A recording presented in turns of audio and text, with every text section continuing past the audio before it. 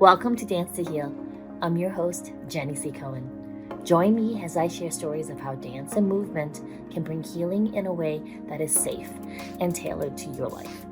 I'm a cancer survivor, mother of two, and an award-winning performer who found that movement was vital to my recovery.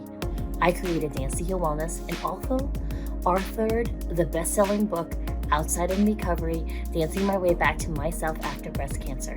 I will bring new techniques to help you on your dance journey and healing path. Are you ready to move? Dance to Heal starts now. So, it's October, and it is Breast Cancer Awareness Month. It's a bittersweet month for me. I am 6 years cancer-free, and I also, at the same time I celebrate my survival, I stand in memory of my sisters who didn't make it. So I'm a little emotional today because, there's happiness and also there is longing in my survivorship. I wanted to speak about how much healing really was facilitated by my movement during my treatment today. I think it was the tipping point. At one point during my chemotherapy, certain things were happening behind the scenes that were devastating to me. It really broke my heart. And the one thing that actually got me to continue wanting to live and finish my treatment was not only my family, but it was the movement that I continued to engage in. I was still doing events where I couldn't necessarily participate in everything, but just to be in that space and in sitting there and witnessing the movement and the life around me, it really made the difference. And being in those spaces really helped me see the possible future with me still in it. So I'm being very transparent right now because in a lot of my social medias, if you go to Facebook on Jenny's Transformation, it gives you a glossed over perspective of my treatment, especially my 16 bouts of chemotherapy. And you'll see over time, I become less exuberant in my posts because behind the scenes, it was incredibly hard. It's not just the physical breakdown of the chemotherapy, because, let's remember, when you get chemotherapy, it doesn't just target the cancer cells, right? It primarily does this takeover attack on your entire body, hoping to excavate out and seek out the tiny little cancer cells that are microscopic and unable to be traced, in hopes of obliterating it so that you can then continue to go on with your life, yeah?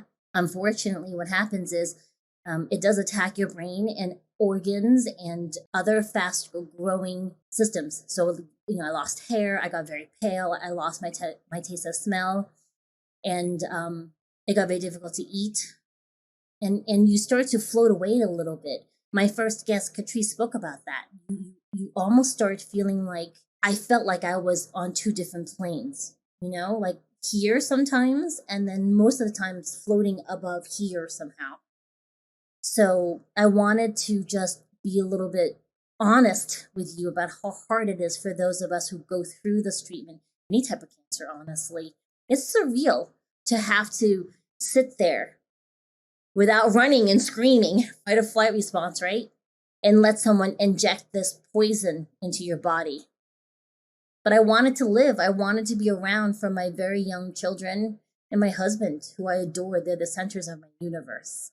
And there were some wonderful, by the way, wonderful alternative medicines. But at that time, back in 2014, the ones that I could find required me to completely center only on myself to heal. And like I said, the way my clock ticks and the way my system works, I need an outside focus. And my focus was my family, my husband and my two children. And for them is why I wanted to stay on this plane. Yes? So I couldn't necessarily isolate myself on there's some beautiful resorts.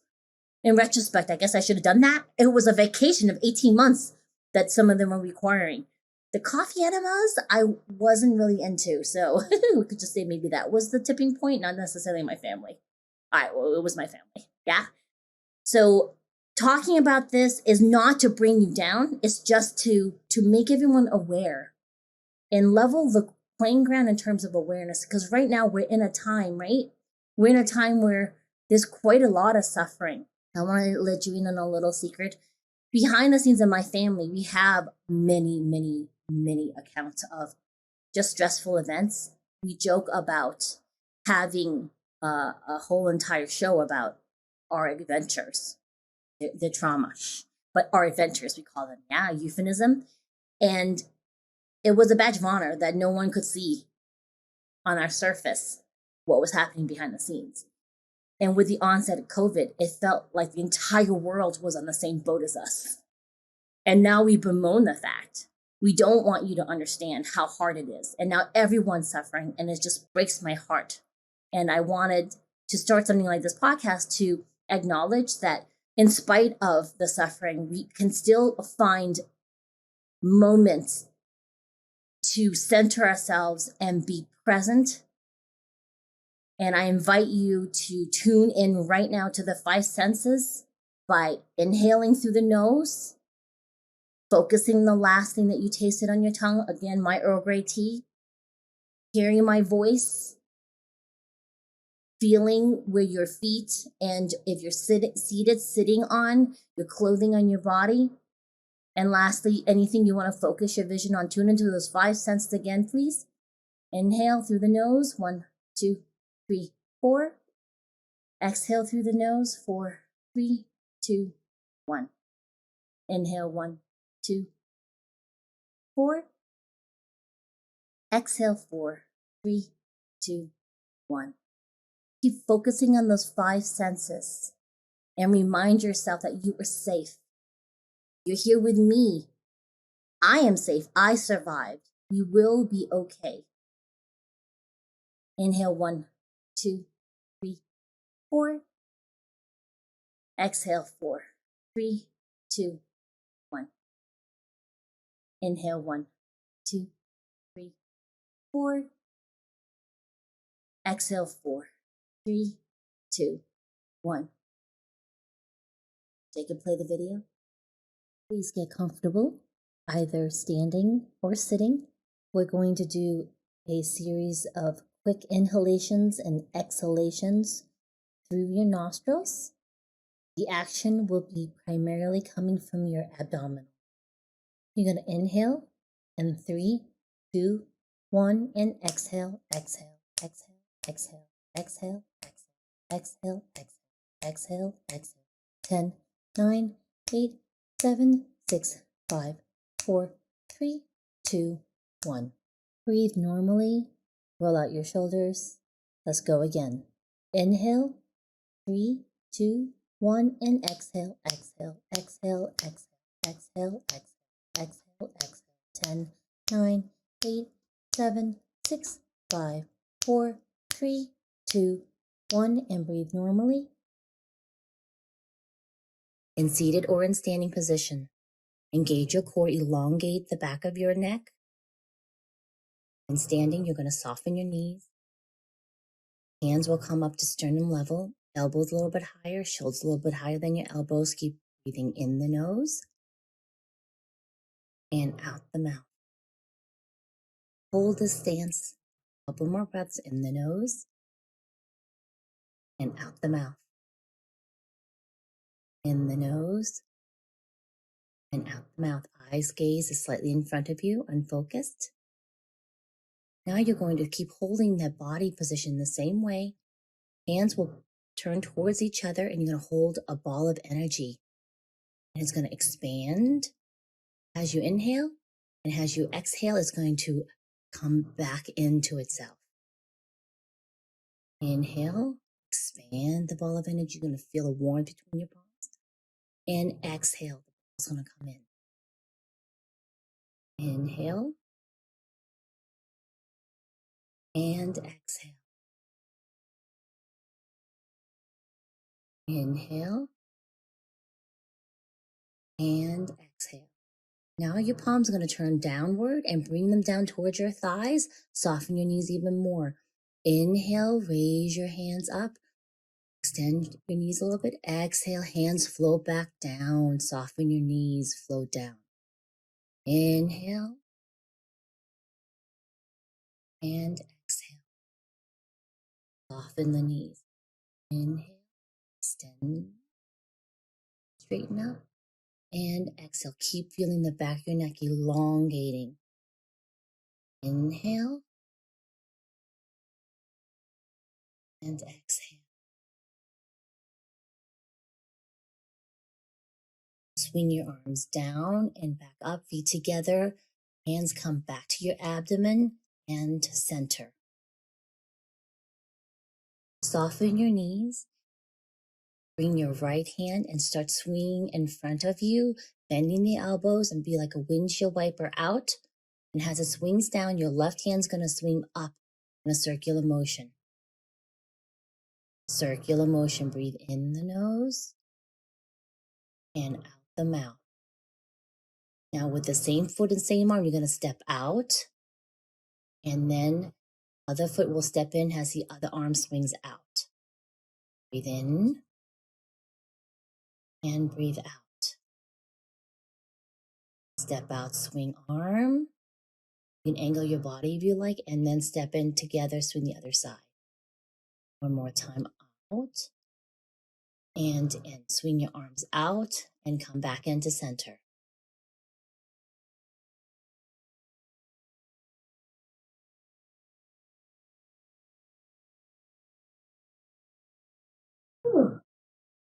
I feel better. Do you feel better? Yeah. All right. So listen, when we talk about those times for us, it's a little bit, it's really triggering. It's triggering for Ari. It's triggering for me. How old were you back then? Me? Yeah, right. You're about 15, right? Yeah. Yeah. So now how old are you? 22. So I wanted to introduce to you my daughter, Ariella Cohen. Yeah. Say hi. Say hi. Yeah. So Ariella is currently a year-ish. We don't count the years because with COVID, right? All timelines completely have discontinued. They're no longer relevant. Yeah. It's more getting through it. Yeah. Yeah. So Ariella is studying at the University of Utah online, anyways, since COVID started, right? Yeah. Yeah. Yeah. So I invited her to speak on the role of movement in your life.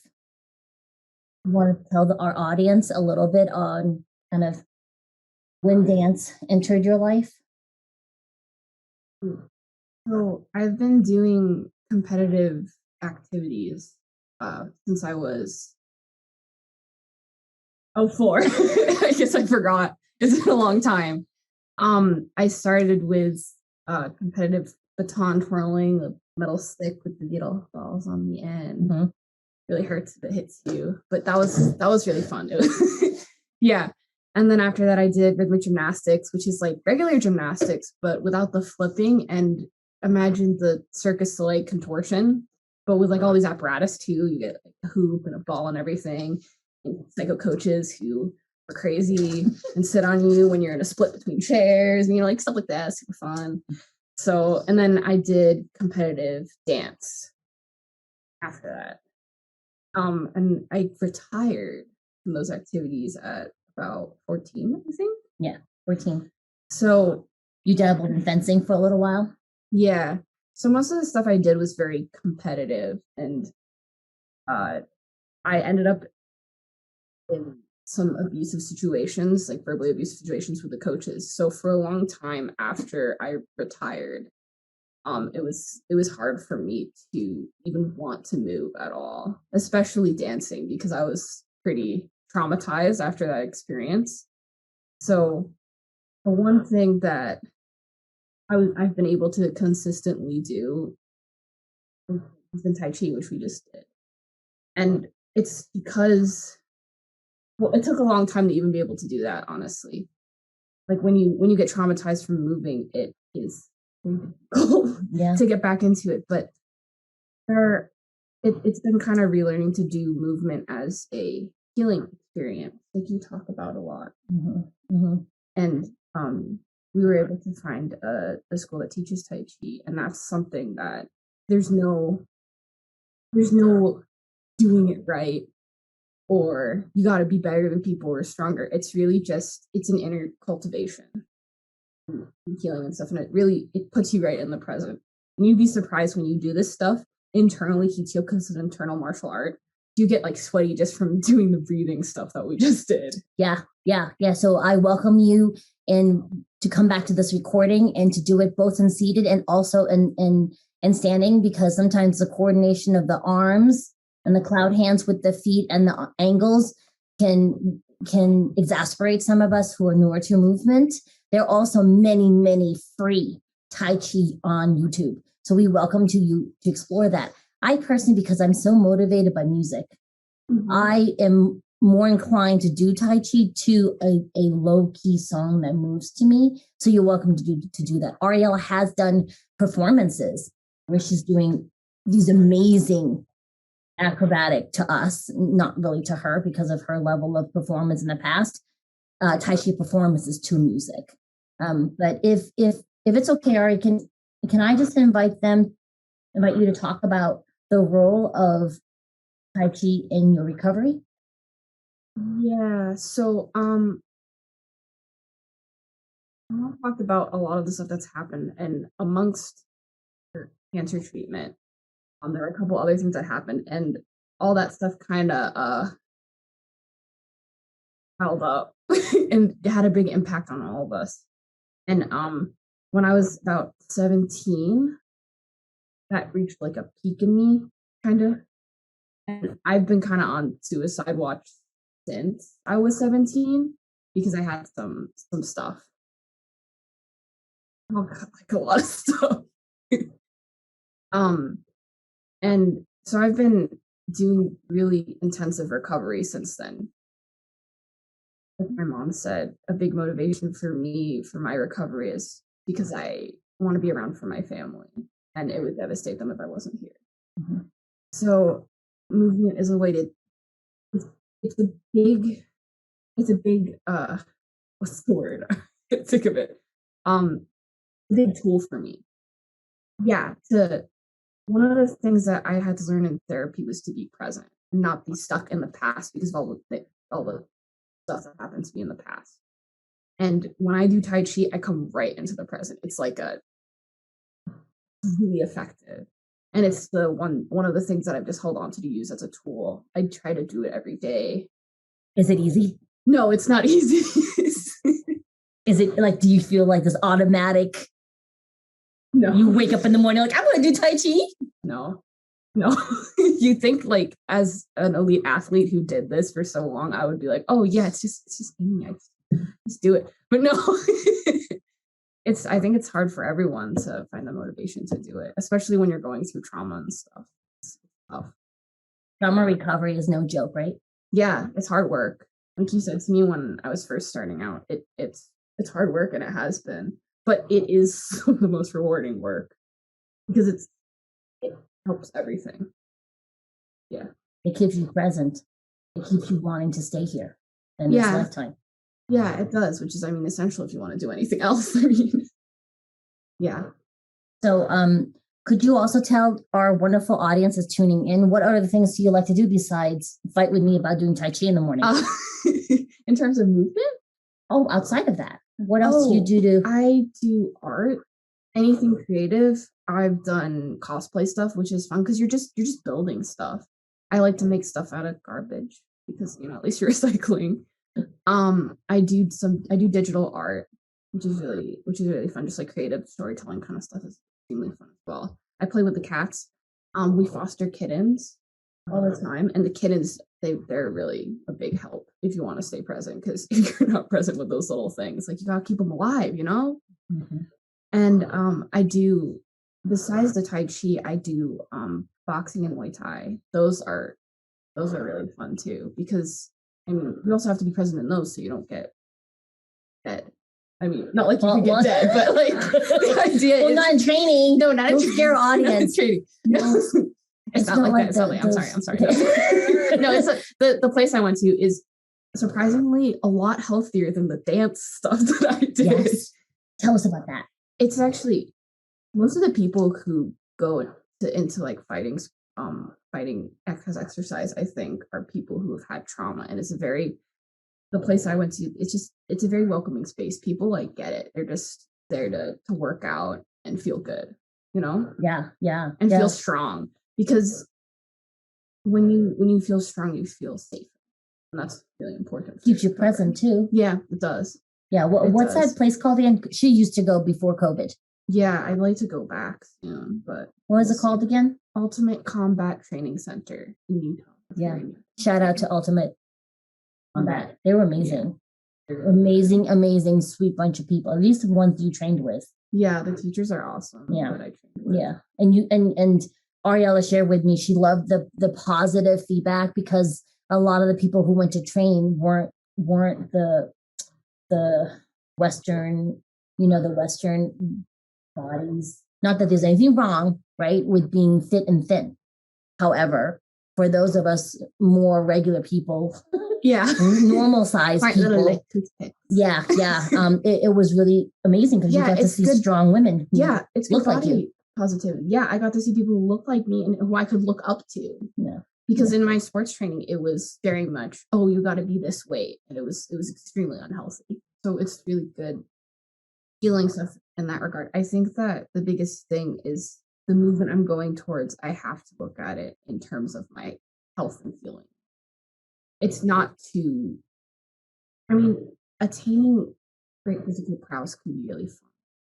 But the main focus for me now has to be, what do I enjoy and what is good for my body, and like what makes me feel good, because otherwise I'm not going to want to do it. Right. Mm-hmm. Yeah. So I wanted to also take this time out to share with you all that, it is incredibly hard for our youth now during these times. You're supposed to be out exploring the world. And many of our college students and younger kids are stuck at home if you're trying to be safe with the COVID precautions. Yeah. And it feels like part of your lives is stolen away. Right. Yeah. Right. And I miss being on campus and stuff. I'm not a social person, so it's not like I miss the people, but I do miss like being outside. I miss the nature. Well, you miss your independence. Yeah. I was taking the bus to go to school. I miss being able to do that and stuff. And let's understand something.